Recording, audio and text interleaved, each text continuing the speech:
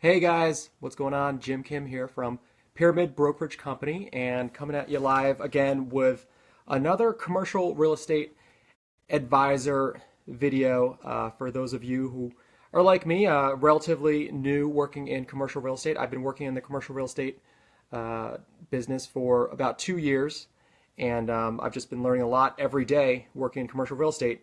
And the topic I want to talk to you about in this particular go live is how to be a good tenant rep, tenant representative in a commercial real estate leasing transaction. That's where you are representing the tenant, the owner who's looking to lease a commercial property. You are representing that side of the deal, and you are negotiating on behalf of the owner with the landlord, the owner of the commercial property that your client is looking to move into. So there are a couple of things that you need to be doing as a good tenant rep, and that's what I'm going to talk to you about in this video. But also, some people might be confused as to how exactly the tenant representative gets paid in the deal.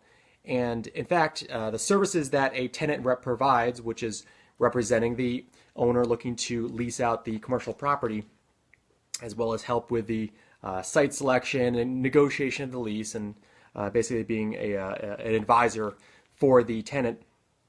The fee for those types of services is actually paid for by the landlord, typically in a commercial real estate transaction, which means that those valuable services that a tenant representative provides to their client to help them make a smart commercial real estate decision when leasing commercial space, those services are actually free to the tenant, free to the client, because the commission is actually paid by the landlord, who would usually have to split that commission with the listing agent or the landlord's agent. They split that commission, and that's how the tenant rep gets paid.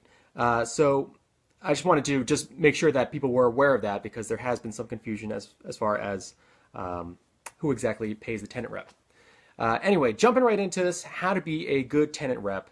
Here are the 5 things that I just think that if you are representing a business owner looking to lease out commercial space, you want to be doing these 5 things. Make sure you have a pen and paper to take some notes. You want to be doing these 5 things so that you can be performing your job to the best of your abilities. You're making sure that you're providing good service to your tenant client to ensure that that tenant is happy with the space that you help them get into, and that they would recommend your tenant representative services to other people that they know that are looking to lease out commercial space. So the number one thing you want to be doing if you want to be a good tenant rep is know exactly what your client is looking for. And the way you do that is by asking the right questions. What are you looking for? What's going on in your current space if they are in a current commercial location? What do you like about your current space? What do you need in your new space? Is a good way to figure out what exactly it is that your client is looking for, whether they're in retail, perhaps they're looking for a new restaurant location and they want an expanded dining area, maybe a larger kitchen, or if you're working with an office tenant and they're looking for maybe a meeting room and larger executive suites for their management. These are the types of things that you want to learn about in the first conversation that you have with your tenant client.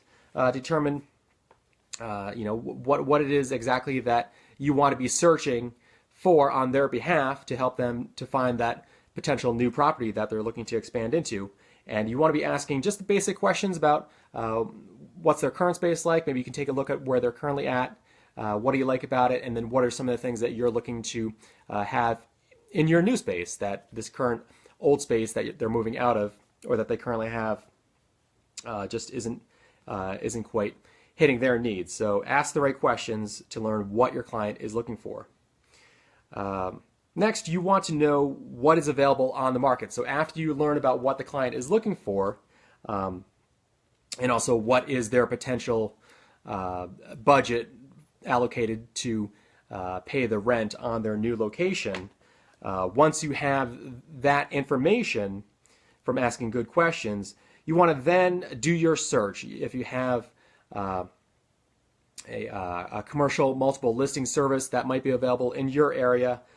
You want to punch in the search parameters that your tenant client is looking for, how large in square footage, what the lease rate would be, and the location, and then look at what properties are available. If you don't have any sort of commercial multiple listing service in your area, then you're going to have to hit the commercial real estate sites, LoopNet.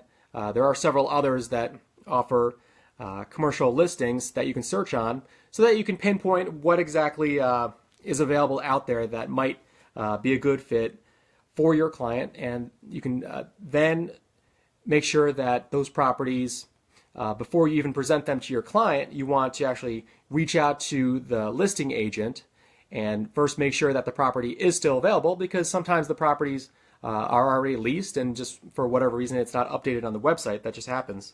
So you basically want to save yourself some embarrassment by first getting as much information from the listing agent before you decide to put that in front of your client on a showing, which brings me to number 3 is your job as a tenant rep. Another thing you want to be doing is you want to arrange the showings and put together the information about each property on the tour. You definitely want to put together maybe a book that your client can have as you're going and looking at these properties, maybe a map, maybe some important information about each property. What's the rental rate, what's the square footage, what are some of the features. And you want to have all this information that you share with your client, so as you're going and looking at these different types of properties for release, you can then reference that information that you provided. It's just a good thing to have so that they can have all the information that they need and make sure that they have everything that they need to make a good decision. Moving on, number 4 is you want to go on the showings and let the showing agent, the listing agent, the one who actually knows the property because they're representing it, you want to let them do their job and talk about the property. You know, if they have to talk directly to your client, because your client will have questions and they have to be aware of what are certain features and what are the advantages of leasing that particular commercial space. That's where you want to let that listing agent do their job and really share all the information that your client, the potential tenant, needs to know before they sign that lease.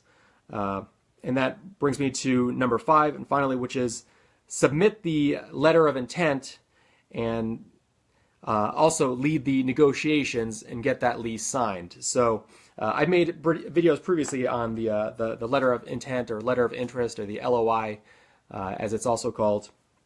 But basically it's a non-binding agreement that states what your client's business is, what they're looking to do in that space, and that is the precursor to actually getting the formal lease after that landlord looks over the LOI, approves it, and then you have that lease sent to you so that you can then negotiate the tenant improvements, the lease terms, the rental rate, all those sorts of things that your role as a tenant representative in helping your client to expand into a new location and lease out the ideal new space for their business. That's all your responsibility, and those are all things that a good tenant representative does to help their client make a smart commercial real estate decision. So thanks again for watching this, and I will see you next time. Bye.